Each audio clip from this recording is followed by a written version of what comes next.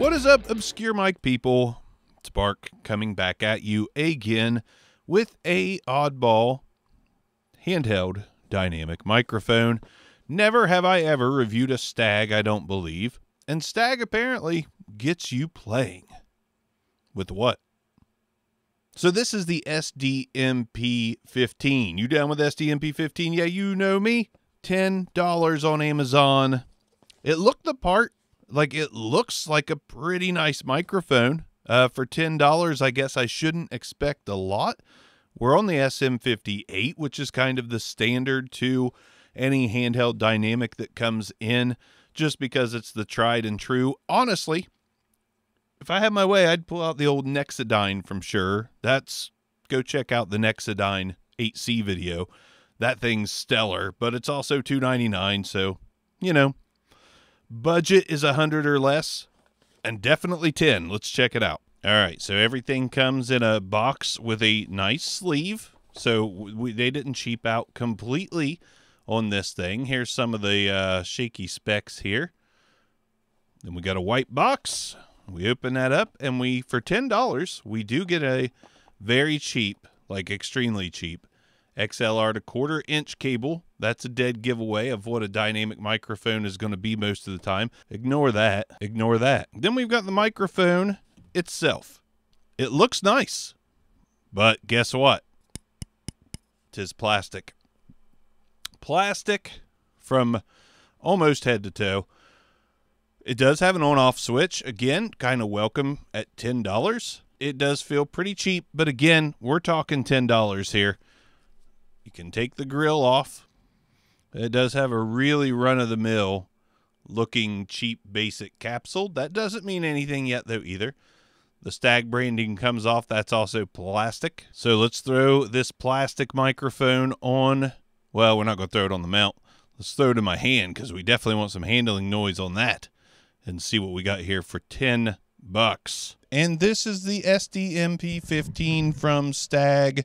The capsule reminds me a whole lot of the Pyle PD mic, the gray plastic PD mic. I'm doing this because it's just, if you want off-axis rejection, you got it. If you want rejection at like 5 inches away, even facing it, you kind of got that too. You really got to be up on top of this thing to make it do anything. Let's go through the tests, and then I'll get medieval on its ass. Handling noise first. Not great. Let's check out the hand position now. That's what she may have said. Let's test the on-off switch. Going to talk. On-off switch works. That's good.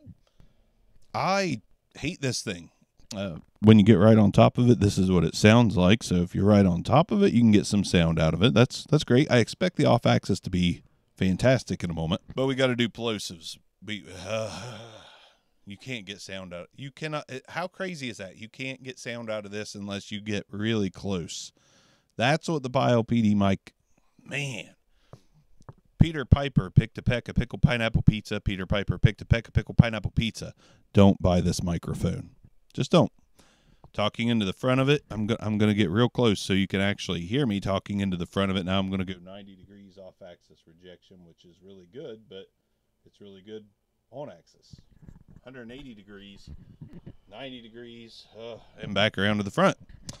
So you either got to talk really loud to get, I'm like yelling almost, and then, or you get really close. This is, despite the fact that it's $10, one of the worst microphones I have ever tested on the channel.